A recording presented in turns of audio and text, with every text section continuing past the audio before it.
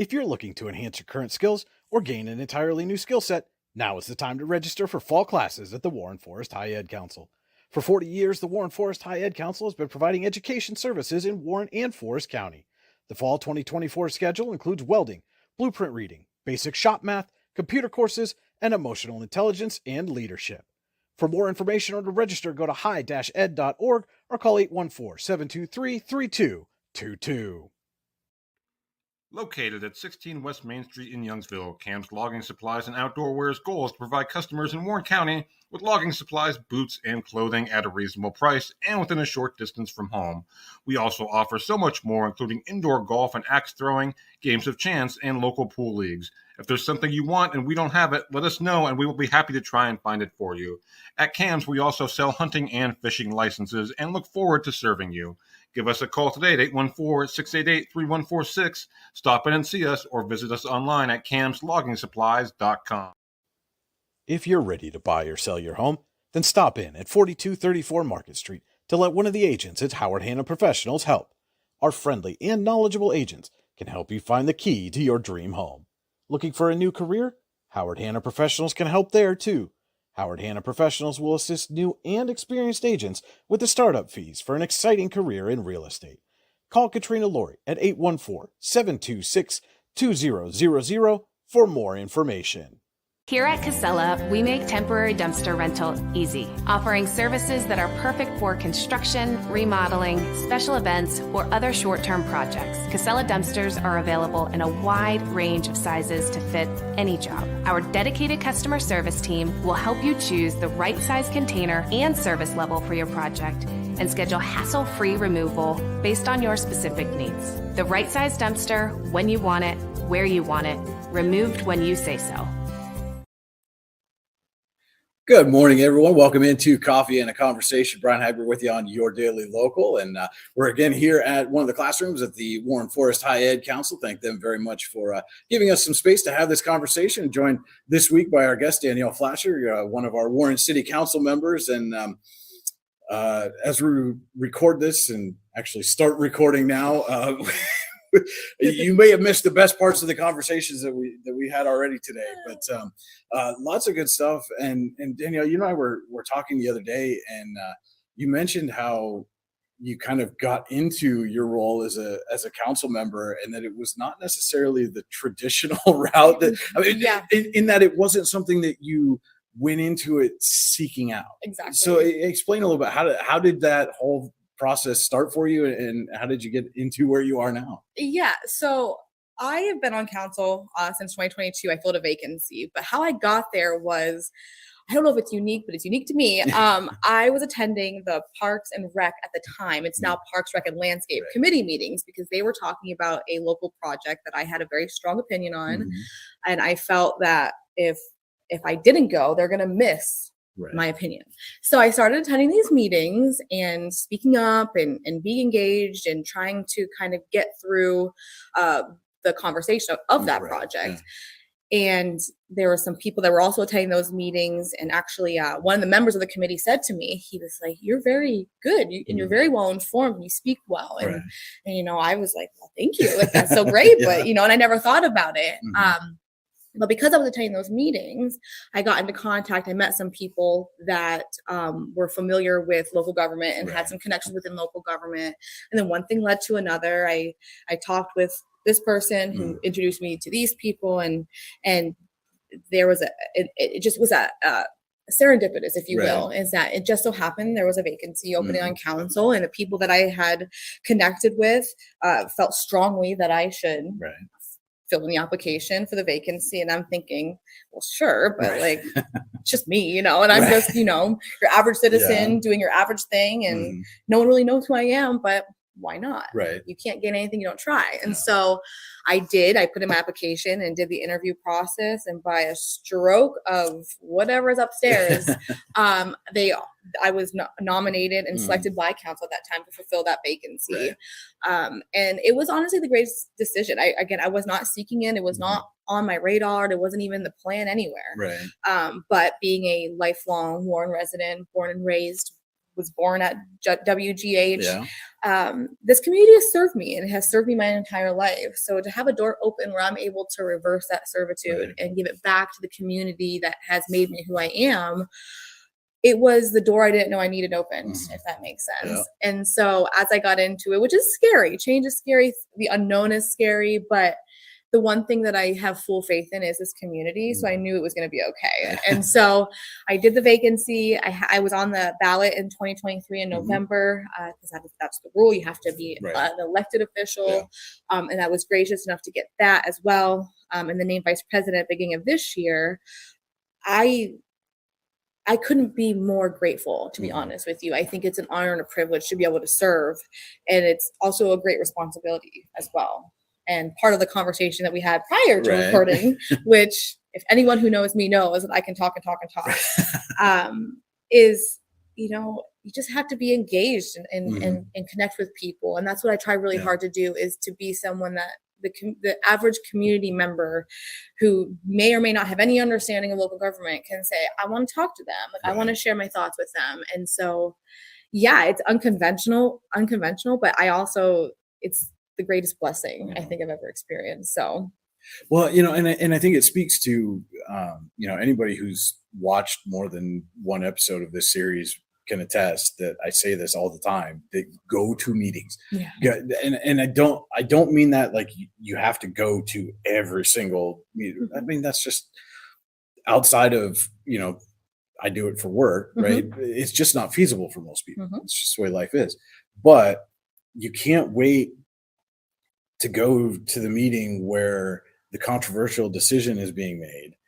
And then that's when you decide to give your input, because by that point, there's already been 3, 6, 9, 12 months worth of discussions leading up to that decision point.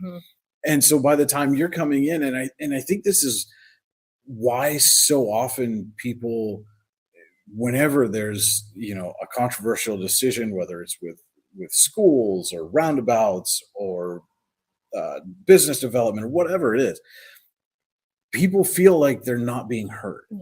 And I think so much of that is because they're not engaging until the last possible moment. And I'm sure as an elected official, you can attest that by the time you get to the meeting where you're going to vote on whatever it is you're going to vote on, most of the pertinent information you've already been given, and the decision is not necessarily you're voting on the decision, but you've probably go into that meeting with an idea of how you're going to vote on that, whatever that motion is. Is that accurate? Yeah, it's fairly fair, I guess. But so in the beginning of most major processes, major decisions, projects, there's always public comment period. There's always a time and a place. And I will back up a little bit. In the meetings, they're, with the way we are now as a society, they are available via Zoom. I can only speak for the city council meeting, which is the third Monday every month. 7 o'clock, yes, city chambers. Shameless self-promotion. We love it. Yes. But our meetings are also on YouTube. So even if you can't make the meetings, the recordings are available, which they are quite long, but I know our team works diligently to make them chapterized, so you can kind of just jump to them. Which is very nice. I've had to cover a couple of them that way because I'm one person, and sometimes you guys are meeting at the same time the school board's meeting, and something else is going on, and that. But yeah, having them chapterized like that, really, especially if you've got the agenda right in front of you, really, really nice feature. And I've meant to tell city staff and give them, so hopefully some of them are watching and you can pass this along about, but kudos for doing that, because that is a phenomenal feature that makes it really easy, and not to say that certain things aren't important, right? But like, if I'm looking for, oh, well, how did they vote on this? And you've got, 90 minutes the prior. first half hour of the meeting is, you're doing recognitions or awards or whatever. Again, not to say that those things aren't important. They are. But, okay, this is the thing that people need to be informed of. Yep. Let's go here first, and I know right where I need to go, as opposed to, is it now? Is it now? Is it now? And then you run the risk of missing certain things. And so I will definitely pass that along. But I think that also it comes back to communication is a two-way street, Mhm. and we as public officials do our best to make things accessible, make the public aware when those comment periods do occur, because Right. we do want to hear from the public. But to your point, by the time we're making some major decisions on things, many incremental steps have already been taken. Yeah. You know, there's been certain situations where even some of our projects began years Right, ago, and they're right. just now coming to fruition. And that's just the nature of Mhm. development. That's the nature of government. It's also the nature of the grant world, which it does take some time. And so by the time it becomes like a hot topic of conversation, like here we go, we're going to make this big decision. We have talked about it quite a Right. bit and at length, and so by the time that vote comes, to some degree, Mhm. yes, we kind of know where we're going at that point. And it makes it difficult because not everyone is aware the way that we Right. would hope that they're aware, but there's only so much we can do as Mhm. public official, that there needs to be also like a responsibility on the public's point to be engaged and to try. And that's why our public meetings are always on the same day of the month at the same Mhm. time. We publicize them, and that's standard across the county. So if you Right. go to the county's website, you can look at each township and each Mhm. borough. It tells you when their meetings are, what time they are, Yep. and where they're located. And there's also, they put their minutes on there. We do, Agendas and yes, yeah. the agendas. And so there is a lot of information available if you know that it's available Yeah. to you. And I think that, I know council specifically in the city has worked pretty hard in the last year or so working on that. We have a marketing committee that really hones in on how can we be better? Like, how can we get information to people better? How can we meet people where they're at? And before we start recording, we were talking about, and that one of the reasons why I'm so happy to be a public servant is because we're living in a time period that the county grant writer calls a renaissance. And I couldn't agree more with that terminology, because that's what we're in, a transition period. So you Yeah. have a large part of our demographic is on the aging side and on the if baby boomers, if you will. Right. And then you have a growing number that are Gen Z. They're a lot younger. And those two demographics have a very different set of needs and wants when it comes to Yeah. information processing, outreach, the way that they like to see engagement from public officials, the way where they know where to look for that information. And so we as public officials have to figure out, how do we bridge those two, but also satisfy each too, Right. to make sure that they're getting what they need. And so, my grandmother has absolutely zero idea what TikTok is, but her Yeah. little neighbor down the street Yeah. lives on TikTok. And so it's like, how do we get them both, And so I think that the council in the last year has really tried our best to do that and to process that information. And so, obviously we can be better. There's Right. always room for improvement. There's always room for growth, but we also need help from the public as well to kind of meet us halfway a little bit. Yeah. And again, that just comes from an internal motivation, because this is their town, this is their Right. community, and there's a lot going on. And I know we often get caught up on the big, like, oh, we don't want. There's a lot of really good things, and this town has so many assets and so many things going for it, that I would really like to focus more in on that as we progress through the rest of my term, because this is the greatest place on earth. I'm biased because I'm born and bred here, but this place is truly fantastic. Well, and it's funny. So my business partner Chris has been out in San Diego for the last week, and he sent me a picture at one point of one of the harbors, and he just said, I don't understand how anybody gets any work done around here. Right. Yeah. But and I understand where he's coming from, but my reaction was kind of like, well, isn't that the same as when somebody from the West Coast comes out here in the fall, right? And you look on the hillsides, or you go for a drive, and it's just that, those gorgeous colors and the fall foliage and everything. And yes, we appreciate it, but there's also, I think, to a certain degree, we take it for granted because we've lived here for, I mean, most of us, like you said, born and raised, and even if we've left for periods of time and come back, I mean, that when my family was living in Colorado, one of the things my wife said to me all the time, now we were out on the eastern plains, as it were, before you get to the Rockies. So that was, I tell people all the time, I'm directionally challenged. When we were living in Colorado, I could always tell you which way was west because the mountains are there. Right? But to the east was just flat. And I mean, nothing. We used to joke that we could step out on our back porch and see Kansas. And, but, one of the things she said all the time, especially in the fall, I miss the trees. I just miss seeing trees. And so, it's that you don't know what you got till it's gone sometimes. Right. And, so I think there is a certain aspect that we take things for granted and we maybe become so desensitized to it. And the negative thoughts have percolated and festered for so long that it's just so easy for that to become the default. Yeah, I would agree. And I don't know if you will know this, and Casey Ferry, the Warren County Visitor Bureau, can correct me if I'm incorrect, but I'm almost positive last year that we were the rated the second most beautiful scenic drive in the fall in all of the country.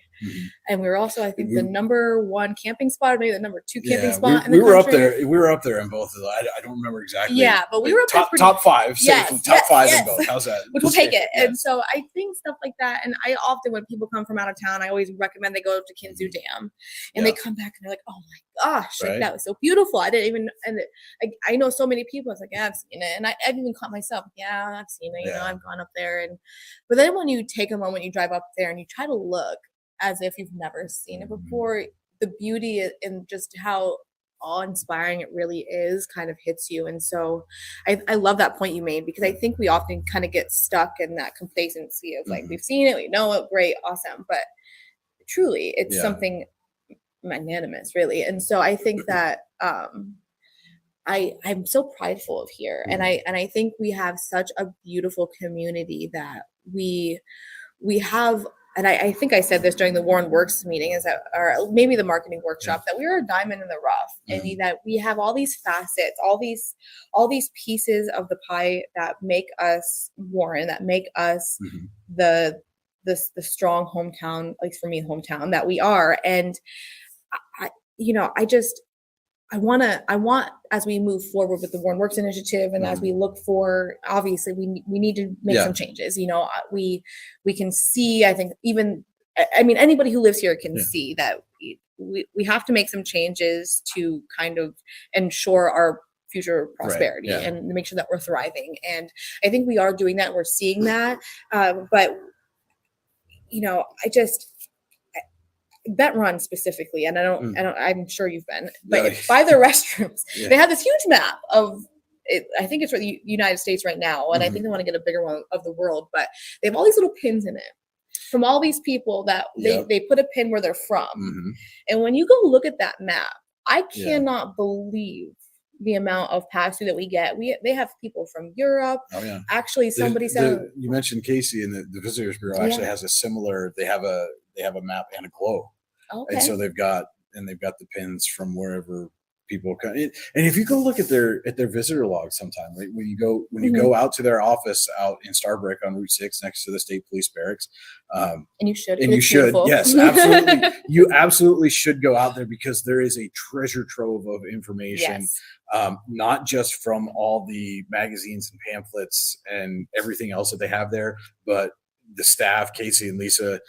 If you have questions, they have answers, and if they don't have the answer, they will find it for you.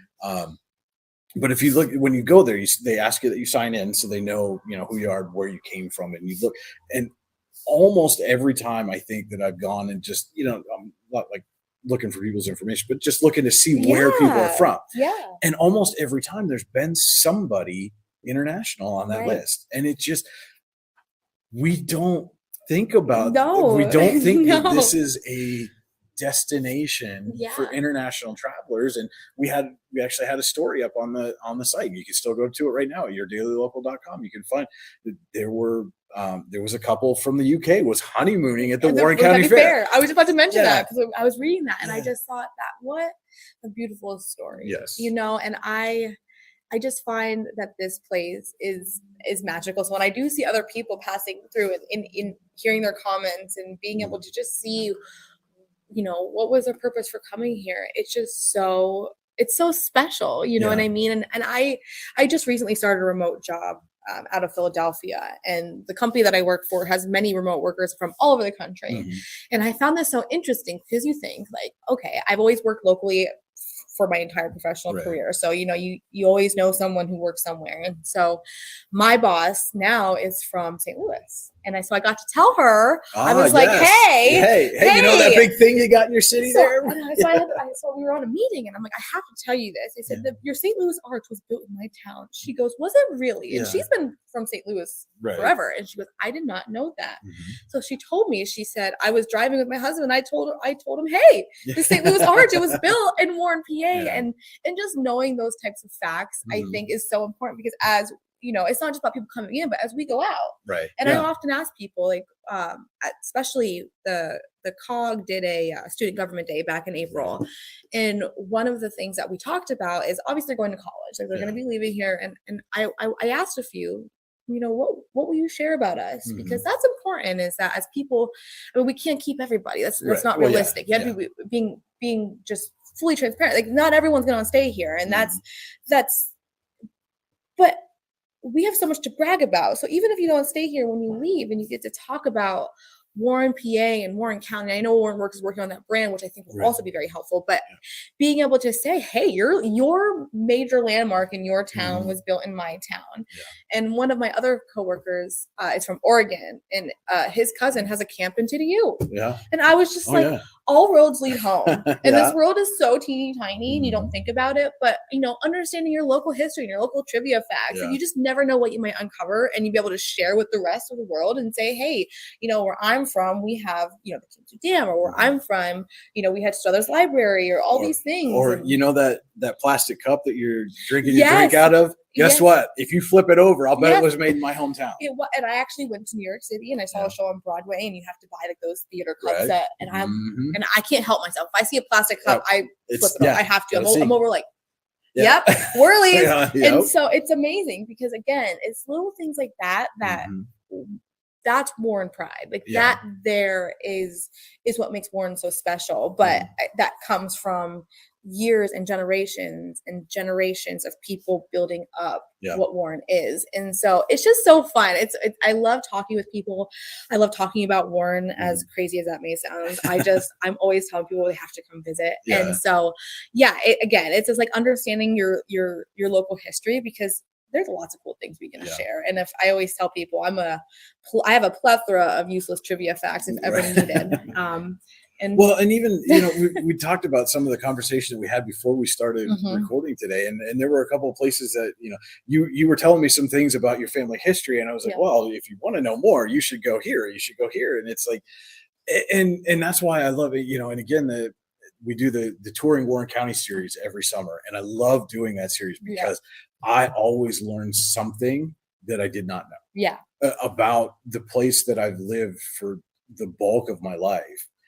And there's still always something new to learn. And that's how I felt about Leadership Warren. I was this last graduating class of Leadership Warren County, which plug, if you're not, you should definitely look into doing that. Ask your employer if you can, because they're taking applications, I think. But leadership. But if you're going to do it, you do it quickly, because I know I just talked to Lacey the other day, and they're trying to wrap it up. So, but I got to do that, and that was a common observation from the majority of my class was, we've lived here our whole life, or a long time, and I didn't know that. Or we'd have to say, I didn't know this existed. I didn't know we had this service. I didn't know this was here. And it's like, it was so eye-opening, and it was such another blessing that I was able to do, because it just reinforces that feeling of pride in the fact that when people say there's nothing to do here, or we don't have anything here, and it's like, well, we do. So I would beg the question of, where are you looking? And I know Casey has there's an events calendar on the Visitor Bureau's website, and I think in our weekly newsletter we put one out for the week every Wednesday to the following Tuesday. So and a lot of that we shared information with the Visitors Bureau and the chamber. And there was 1,554 events on the calendar last year. 1,554 across the county, and I just find that I've done it myself. I'm guilty of it. I've said, Yeah. "Oh, there's nothing to do. What am I going to do this Mhm. weekend? Oh, I'm bored." And then you go to look, and you're like, "Oh my, there's always something going on somewhere." You just have to look. You know? So it's interesting that you mentioned that, because I had I sat down with the new Warren Works marketing director, Jenny Phillips, who I went to school with, graduated with, have known forever. And, we had a similar conversation, and it's actually, again, on yourdailylocal.com. You can check out the story on her, but she said in there, I used to be one of those people that said there's nothing to do here. And since she left and has come back, and now it's like, wow, was I wrong? Right. And again, I mean, I was the same way. I mean, we molded from the same cloth in that way, as we were, coming up through high school. God, there's nothing to do. And, I want to go on to do, go see bigger, better, whatever. And now I look at the calendar, and I'm often finding myself going, what do I choose? What do I go cover this week? Yeah. Because there's so much going Yeah. on all the time. And it's always like, okay, if I do this at this time, maybe I can get to here by then. And inevitably, and my wife gives me grief about this all the time, because I'm going to, do an interview or whatever. What time are you going to be back? I don't know. It should only take, maybe an hour and a half. And, if I'm leaving at 6 o'clock, okay, so I'll see you at 10:30. Right, just because inevitably, wherever I go, I end up running into, 18 different people or whatever. They all want to talk and catch up. And, but again, that's one of those, how many places can you go where that happens, where you run into people that maybe you haven't seen in a while, even though you live in the same town, but now we're congregating here, and hey, it's good. It's like a watering hole phenomenon, where it's like everyone kind of congregates and does their thing, and it's kind of happens to me a lot at Walmart, where I go shopping, and it's like a walking history of my life, and I'm like, okay, hey, it's like, which is great, but that's what makes small hometowns what they are. And so, to your point, and our local media here does a phenomenal job, and so kudos to everything that you do and the way that you cover things, because again, it comes back to what we were talking about earlier, that civic engagement and kind of knowing what is going on, is that we rely heavily on media. We rely heavily on the paper, on Your Daily Local. We rely heavily on, Erie News Now, and independent journalists as well, and that, kind of come and they talk about things. And again, it comes down to making sure that people have information that's accessible to them. And again, maybe you write about something in Your Daily Local, and it's like, I didn't know that event was going on. Well, next year I'm going. Yeah. I'm definitely going. And I know about anyone else, I like to eat. And like most of the events around here, there's something to eat. And so like, I'm all for it. And again, I showed tremendous restraint. I'm not going to lie. I'm going to pat myself on the back. I showed tremendous restraint going out to the fair. As many times as I was out there last week, I had one Italian sausage. I limited it to one Italian sausage. That's discipline. Yeah. I got one of the subs from the Ike Pride Band, and got 2 funnel cakes. But the good thing about that, though, especially at the fair, it's benefiting a larger cause than just eating. And and that's what I love. I love supporting local businesses. I love going places where it's specific to Warren. I think about Arbor House and Bent Run, and I think about even Cooler Bombs. Places like that are specific to us. And it's so funny when I tell out-of-town people to go to Cooler Bombs, which I don't really think is it in the county? I don't think it is either, but it's close, and it's good, and they have good food. And it's one of those things where we have all of these, you can only find it here places. And I always like that feeling of, if I'm going to go and get something to eat, I want to support someone who's supporting me, and our small businesses. And I will always say these are the backbone of our communities, and they provide such a service that, especially at the fair, there's all the schools and all the programming and the charities and the agencies that are in the county that are, just trying to spread awareness, but also fill our tummies. And so, like, yes, it's great you had discipline, but that's like my binge excuse. Like, I'm like, I have to support them. I have to contribute. Well, I figured allowing small children to put me in a big tub of cold water for an hour was made up for the discipline. But and to your point, and I try to tell people this all the time, right? Like you see, we start off this episode, and there's there are commercials for local businesses, right? Mhm. And these aren't places that we're just trying to get money from, right? Like we go to these places. I took classes at the High Ed Council here Mhm. in this building years ago. We have gone out and shopped at CAMS. My kids are getting their braces on at Cole Orthodontics, right? Like Mhm. I get my tires at Warren Tire Center. I Yeah. mean, Corky coached one of my little league teams. So, yeah, but I mean, it's not, so I try to tell people like, these aren't just places that, oh, well, they gave us money, so you should go spend it. No, Yeah. we're advertising them because they are the same places that we're going to and patronizing their businesses when we have those needs. Right, right. And I love that you say that, because I rely heavily on community partners with my car, for example. I Yeah. know next to nothing. I always go to Craig Mullins Yeah. and have him take care of it because I trust him. Mhm. He the service is great. And I'm not saying that in larger, but it's just that small business, when they're from here, they're Mhm. community based, it's just a different feeling, Yeah. and Warren has such a rich history of neighbors helping neighbors, and that Yeah. community spirit, and we're all in this together. Right.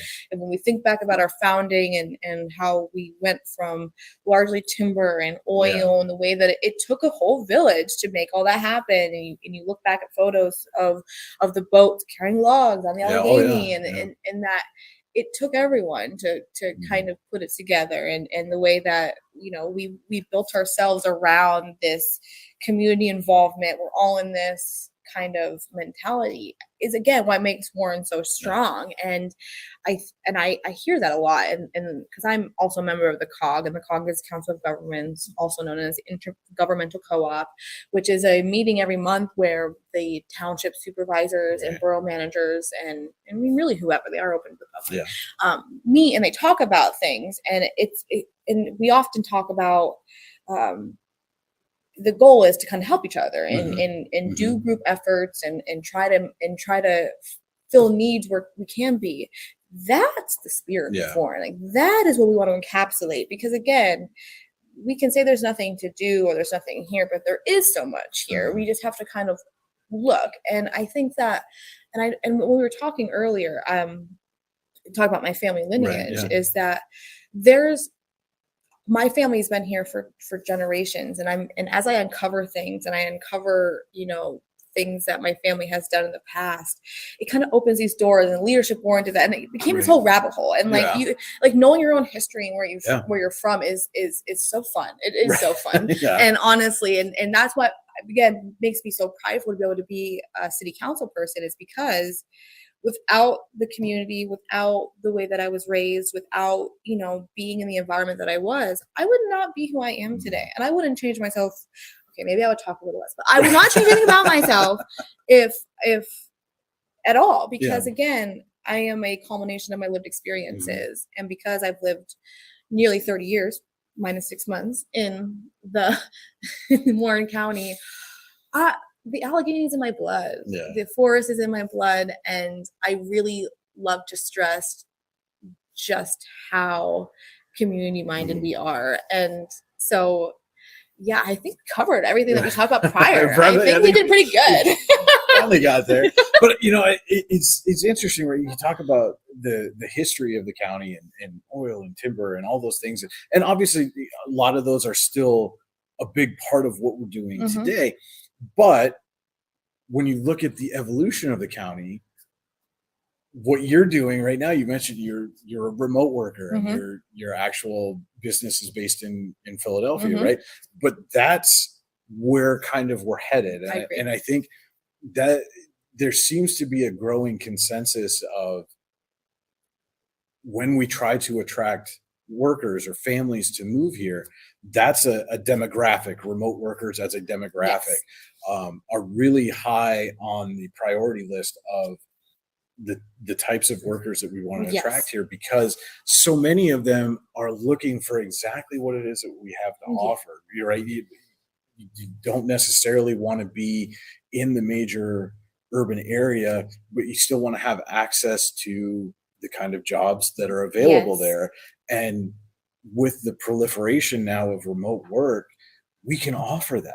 Exactly. And I know the county commissioners are working diligently on a broadband initiative, and it's slow but steady progress, and once I took my remote job, it was interesting to me because when I was talking with them, they said,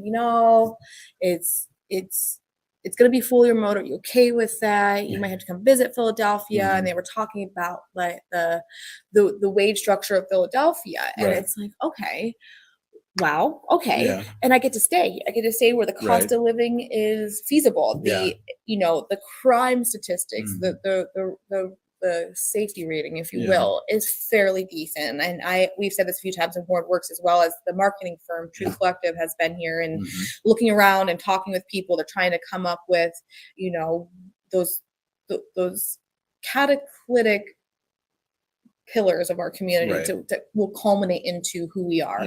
And we talk about safety, and we talk about that because I watch kids. I live in the city of Warren downtown, and I watch groups of teenagers in the summertime walk around at 10 o'clock at night, and they're safe to do so. There's no concern over it. It's not like it's what the 80s and 90s. It's 10 p.m. Do you know where your kids are?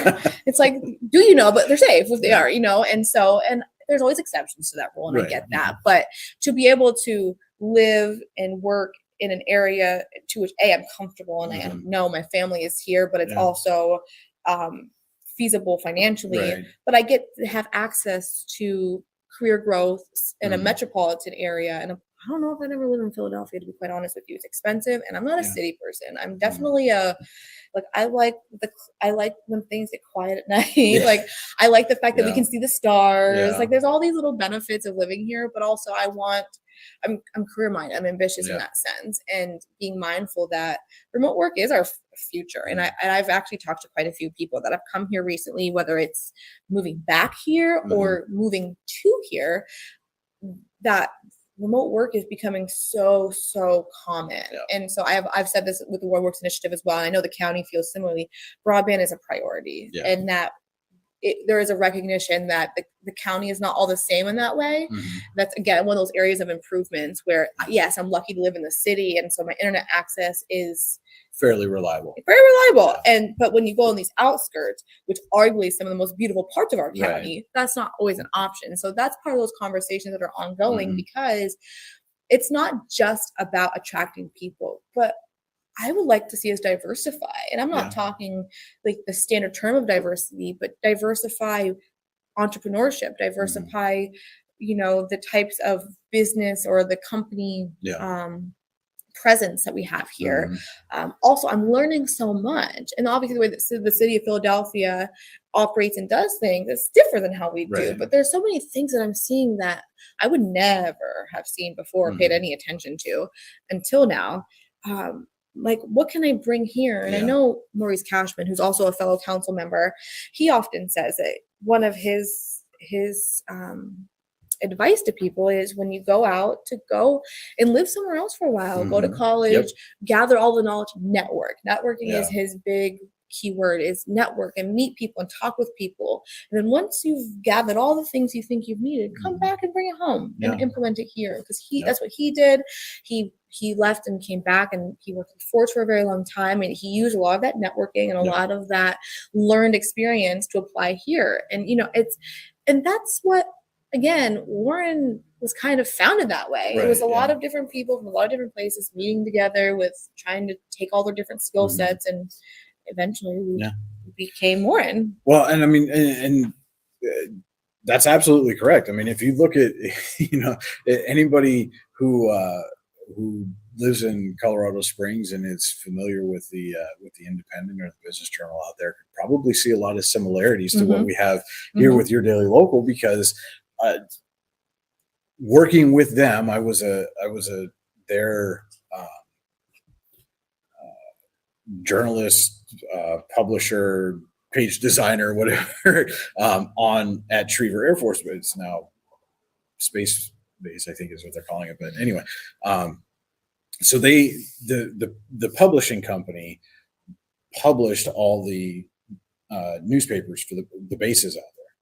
And so they had somebody at each base, and I was the one on our base, and we lived there. So it was convenient. I mean, my commute was Short. That's the second shortest work commute I've ever had. The first is right now because it's my house. But I was gonna say my commute's pretty short. It's down the flight of stairs. And I'm in my office,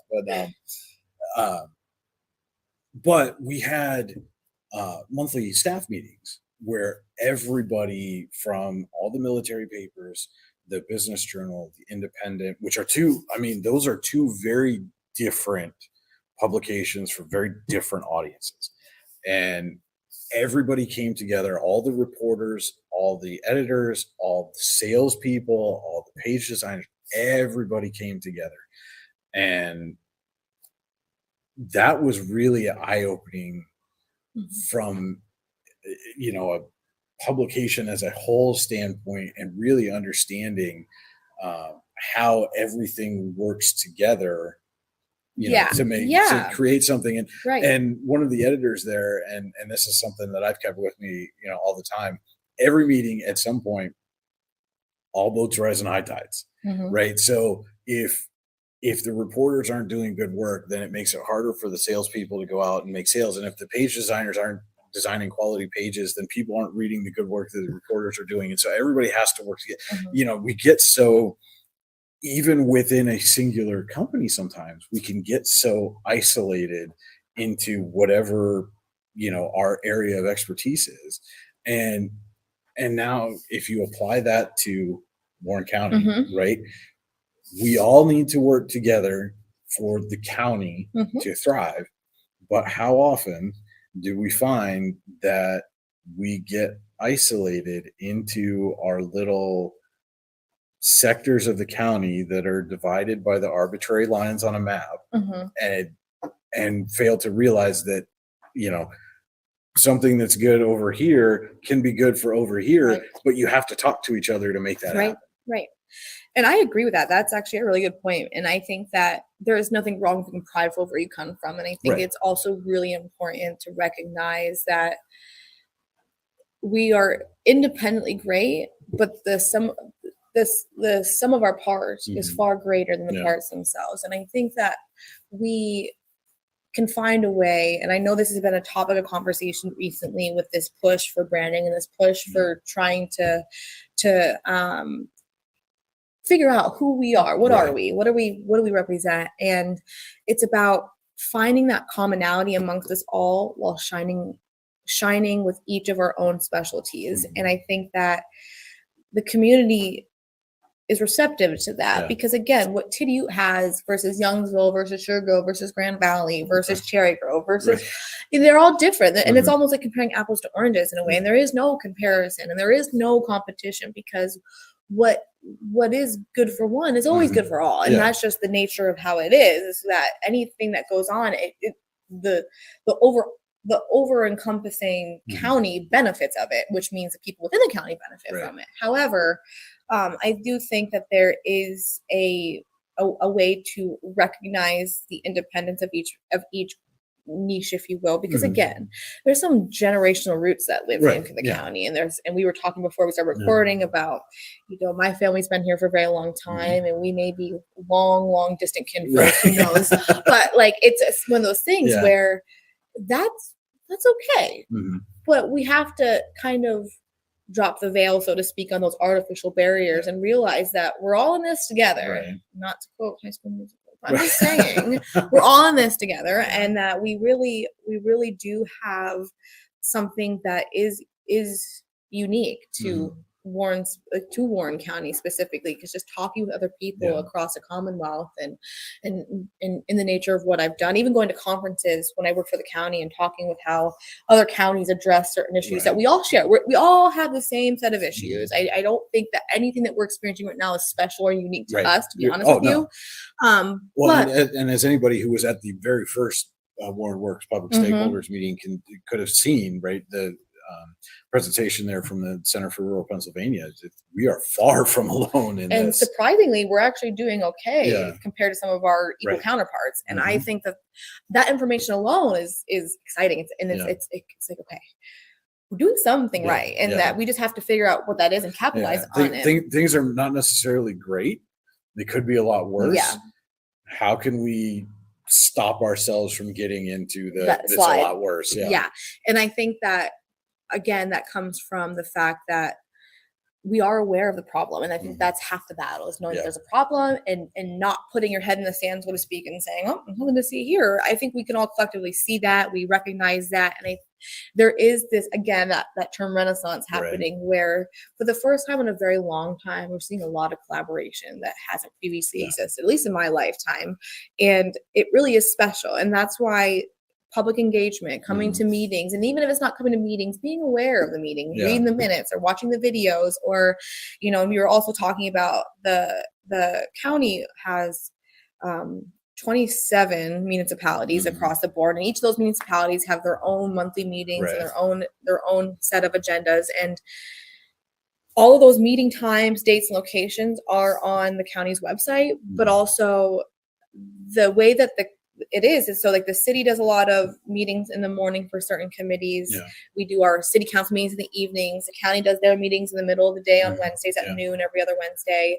Some of the boroughs and townships and the like do theirs in the evening. So there's a lot of access. 5 o'clock kind of area. So if you, and I've always heard, I shouldn't say always, but I've heard a lot that, well, I can't make it to that meeting, or I can't make it to this meeting.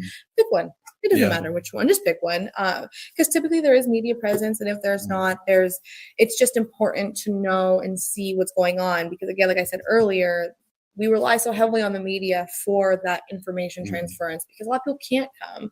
And we understand that it's not necessarily an issue with accessibility. It's just, it's not feasible for everyone's life structure. And so we rely heavily on the media to share some of what we talk about, but just to express that there are ways to be engaged without actually being there. And so whether that's through a Zoom call. We can tell you something, but you can't then respond and have it. I mean, you can make social media comments or send us letters or whatever, but that's not necessarily getting to you directly, right? As an elected official. Right. So. And that's one of those things where we, looking at Facebook, and I had to learn, and in the beginning of our call, I don't even know if this part is don't read the comments. And I don't know if I've mentioned this already, but I'll mention it again anyway, that a previous elected official had shared with me, because I'm a people pleaser. I want to make everyone happy. I want everyone to live in peace and synchronicity and rainbows and unicorns and sprinkles. Yes, like I want that so terribly. I want the end of the Grinch when they're all singing and they're all happy, So cartoon or live action? Live action. Okay. Jim Carrey. Yeah, well, all right. It's the best.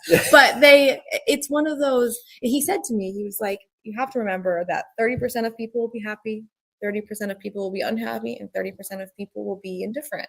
And that's fairly accurate, I would say. And I think that there's nothing wrong with any of those groupings, but as a public official, it's my job is, how do we reach them? And how do we generate a dialogue that is constructive and helpful, to where they feel seen and heard, to where they feel that, nothing is worse. And again, I'm a private citizen as well. Aside from being a public official, I always think, well, how would I want to be received if if the roles were reversed? And I don't want to feel dismissed. I don't want to feel as though I'm not actually being heard. And so I think that the council specifically, I can't speak for others, but for us, we've tried really hard to generate that accessibility, but also to make it a welcoming platform, that if you have something that you want to say or comment on something, or even it has nothing to do with what's currently going on, you just have an idea to share, a comment to share, even if it's a gripe to share, we want you to come to the meetings. We have the Zoom option. We have them recorded, and all of our contact information is public as well. As that, if you go to the cityofwarrenpa.gov website, council members' emails are fully available for everyone. And so if there is something that you feel strongly about, email one of us and get it to us, because again, we can't be everywhere for one. Well, and especially if you can't make it, if you can't make a meeting and there is something being talked about, there is at the start of every council meeting, at least every council, and I know council is not the only ones that do this, but did we receive any correspondence? Yeah. And so you can have your comment or your concern or whatever your take is on whatever the item is, you can have that read into the record, even if you can't be at the meeting. So at least it's there and it's on the record, and council has heard Yeah. what your concern or criticism or congratulations or Yeah. whatever the case may be. So there is always that option. If you can't make a meeting, you still can have your voice heard that way. Exactly. And that's kind of what we have been over last year encouraging, is because again, we don't know until we know. Mhm. And like we were talking about earlier, is that by the time someone's opinion has been, that is kind of come and gone in a Yeah. sense. And I hate to say that, but that is just the reality of the way that it works. Because yes, it's city council is a legislative body. It's a governing body, but it's also a business. Like when you run a city, it's a business, Yeah. and there's decisions that have to be made and things that have to occur to keep moving forward. Mhm. That the city is never stagnant. Never, Yeah. ever for any minute is it ever stagnant. And so things move quickly. And it's that we often get that opinion, well, things are done and we didn't know about it, Yeah. or there's an alleged a lack of transparency. We can't be any more transparent than we are. I mean, I know there's always room for improvement, but I mean, we really try to get things to the public's ears and to their eyes before anything major happens. But again, it's a work in progress. Yeah. Like how do like the whole generational reach. How many times have you sat in a public hearing or a meeting and Mrs. Leary is asked, "Is there any public comment?" Yes. And the response is, "There is no public comment." I mean, I remember we covered a public hearing and I don't recall right now what the topic was, but it was a public hearing, and the extent of the hearing was, okay, we call this public hearing to order. Mrs. Leary, is there anybody from the public who wants to speak? There is no public comment. Meeting adjourned. Mm-hmm. That was it. And but you guys all had to go sit there, right? And public hearings are put in the paper. Like there's several notices that go out to say that it's going to be at this time, at this place, show up. This is what we're talking about. It's on the city website. Yes. And so we really do our best in that sense. And also every agenda item also has a public comment period, and the mayor will stop before council even has a discussion or goes into our internal discussion. There's always an opportunity. Is anyone member of the public want? And the agendas are always available. Usually like a week, maybe a little bit less than a week ahead of time. So actually, it should Maybe be it's up. Friday. It should be up right now, Yeah, because your meeting is on Monday. We're required by the Sunshine Law to have 24 hours. So if you go to the city website right now, the agenda should be posted. Most of the time, and I will give the city credit for this, since it was proposed. More often than not, instead of just having the agenda with the bullet pointed options, the quote unquote blue sheets that you guys get, there are at least broader summaries of what each topic is, or what, if it's somebody's asking for a resolution. Correct. It's posted, it's separate, but it's posted as, well, here's what it is, and that the bullet points are from here's the agenda. context. Yeah. From the agenda are listed, and it's okay. So here's the thing that they're actually asking for, which again, kudos to the city for taking that. I'll fully admit I was one of the people who raised that criticism. Sure. Your agenda is just bullet points that doesn't tell me. Right. And so now that criticism was taken and acted on, and now you have a mechanism whereby people can get a better understanding of, hey, this is something that I'm actually, concerned with or have an opinion on. Maybe I should go to this meeting.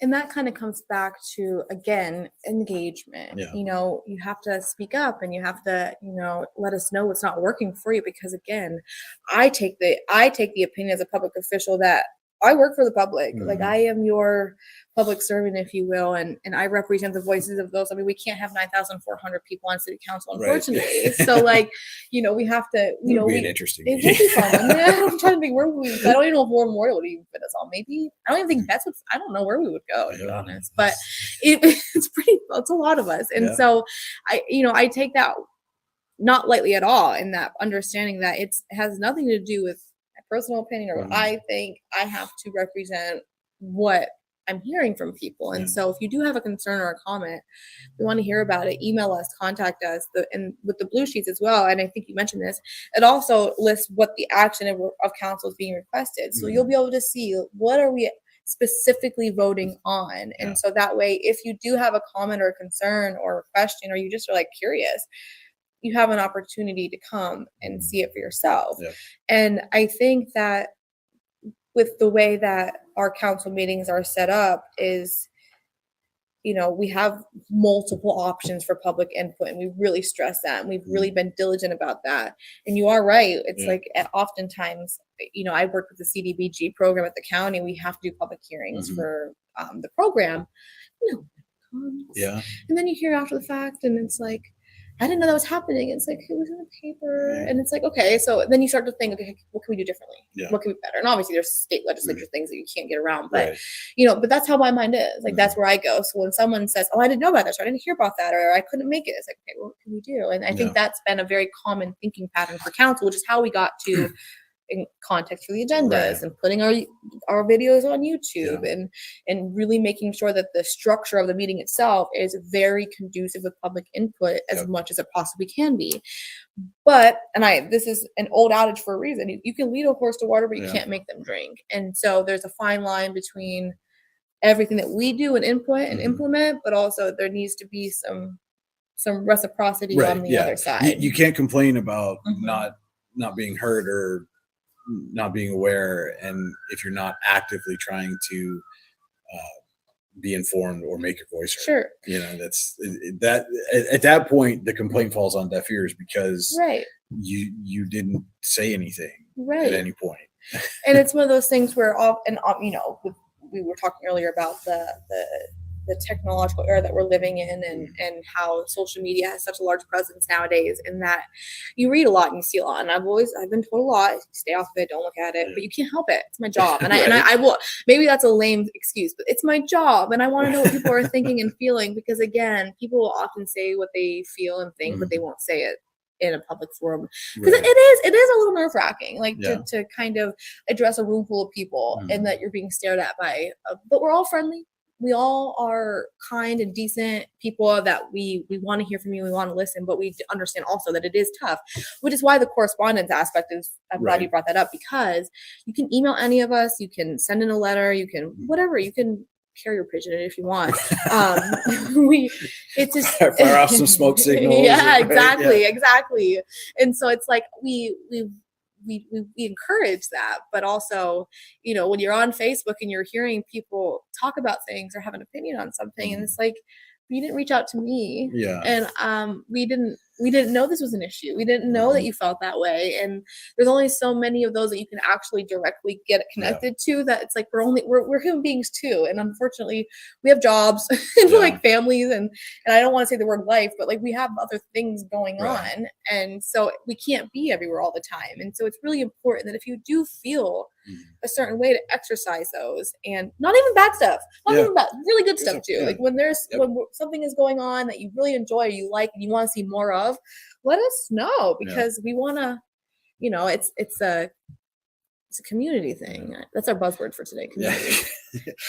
But take a sip of coffee every time we say it. Right.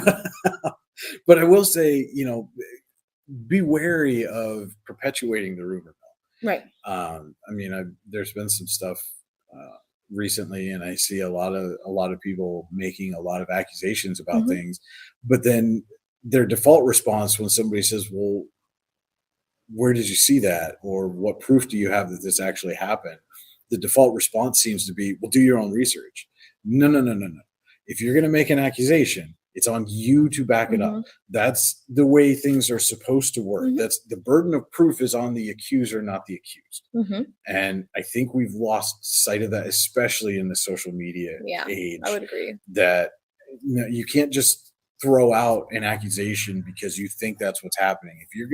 If you're gonna say somebody's doing something nefarious, you should be prepared to back it up and not tell people, well, go find it out on your own. No. You made the accusation. You're the one claiming that something nefarious is happening. Either you got the goods and let somebody know, and because if you're sitting on it, what good does it do anybody? We can't fix a problem that we don't know about. Sorry. So, you know, and here's the thing. If you've got something that proves that something was done incorrectly or in bad faith, and you don't put that out there, then you're just as responsible for the action as the person who acted in bad faith. Right. So that I'll get down off my soapbox, but that's But you're right though, and I had to like learn how to kind of compartmentalize because I'm a very sensitive. I'm a Cancer. I'm a very sensitive human being, and so I take things heavily, and so things keep me up at night. And I even things that I know is, it's out of our control or our bandwidth as a city council, if it's outside the city or what have you. But it genuinely eats at me because, again, I want everyone to be happy. I don't want there to ever be an opinion out of the city or of council or of any of Warren, to be honest with you, that is not supportive of growth and prosperity for all. And I think that if more people would come to us directly, I think they would see more of that, what you're talking about, that result of, you can't just say something in a comment and say, and then Facebook says it must be true. It's like, well, it's, and I'm not saying it's not true, but there's also, there needs to be a constructive dialogue. And I'm so sorry, but Facebook is not a constructive dialogue. And it could be, but it could be, but if we would use it in that way. Correct. And also it is, but it's everyone's right. That's why America is arguably one of the greatest countries in the world right now, is that we have the ability to speak freely on things that in other countries that they don't have that luxury, where we're able to have an opinion and have platforms where we can share those opinions. But again, it comes down to, you have to engage if you want to see a problem solved, because again, it's almost like we can come to you, but really the burden is you have to come to us and kind of open that door and open that conversation up. And again, that's what those meetings are for. It's not just about the agenda itself. It's not just about going through and, we're going to approve this subdivision and we're going to put this ordinance, or we're gonna do this or that or the other thing. It really is about, that is the community's access point to their local government, and even knowing who they are. If I ask them, can you name council? They cannot. And it's like, yeah, exactly. And it's like, even that kind of stuff, like, just even if you don't want to talk, just come and observe. And we have quite a few people that come to our gallery and they just sit and observe because they just want to know. And again, we're friendly, you know what I mean? Like, yes, we are the government, we're here to help. You know what I mean? Well, you talk about, you're providing the formula, right? Like, council meetings are, like you said, the third Monday of every month at 7:00 at the city municipal building. You're providing the door. It's up to us as public, as the citizenry, to walk through that door and engage in dialogue. You can't do any more than, I won't say you can't do any more. I mean, obviously, you can spend your days just wandering around talking to everybody you encounter, which I do. Yeah, which again, I mean, that not is, for work though. I just talk. But that is something that I think generally as an elected official, if you're not out and about in the community and talking to people, you probably are missing an aspect of the job. But but you're providing this gathering point of, hey, we can all come together, and it's not just you as an individual. Here's the entire council.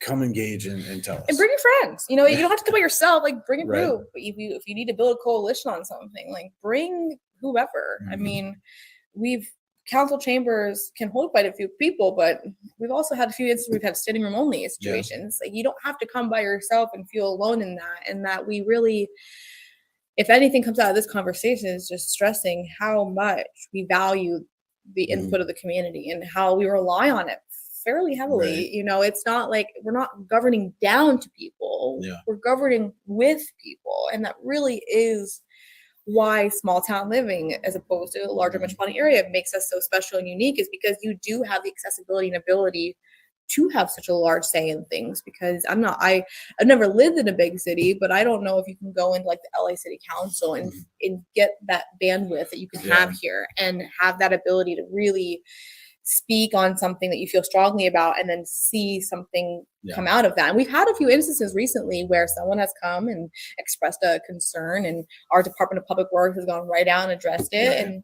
And they say, well, we wouldn't have known if you didn't come to us. And so we really are proactive in that sense. And it's just, again, we're living through this transitory period. We're making some changes. We have no choice in that matter, but and changes we have to know what changes to make. Yeah. And if we get to a point where we make a change or we implement something that you don't like, sorry, like, I'm really sorry, but you have to come and express yourself so we know where to kind of go, because we're like a steering committee. We're just kind of going with whatever is in the best interest of the community and of the city, and making those decisions in those moments that do that. But hey, we don't know everything, and there are a lot of community members that truly have information that could make all the difference. So share it. Absolutely. Please. So again, go to meetings.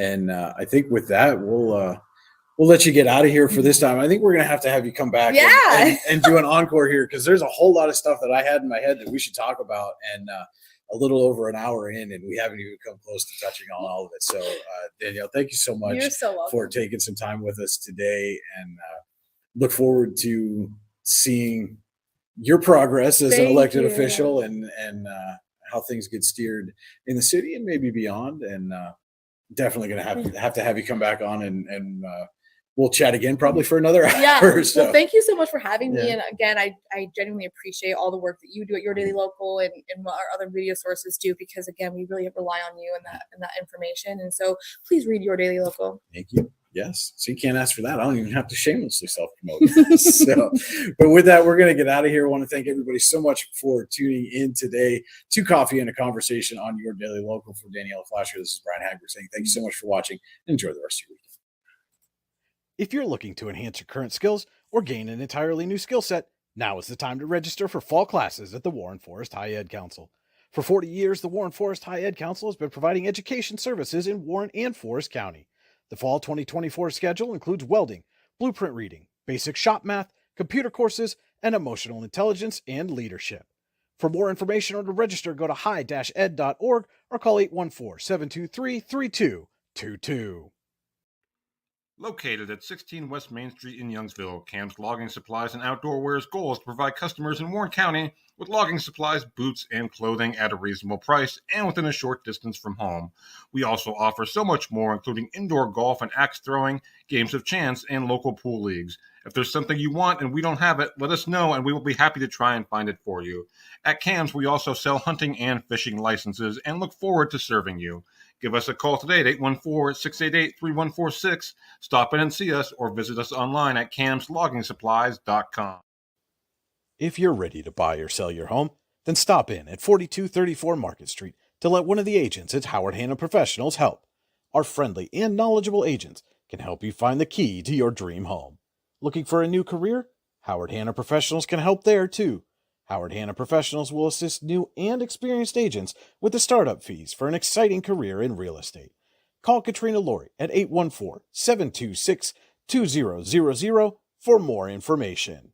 Here at Casella, we make temporary dumpster rental easy, offering services that are perfect for construction, remodeling, special events, or other short-term projects. Casella dumpsters are available in a wide range of sizes to fit any job. Our dedicated customer service team will help you choose the right size container and service level for your project and schedule hassle-free removal based on your specific needs. The right size dumpster, when you want it, where you want it, removed when you say so.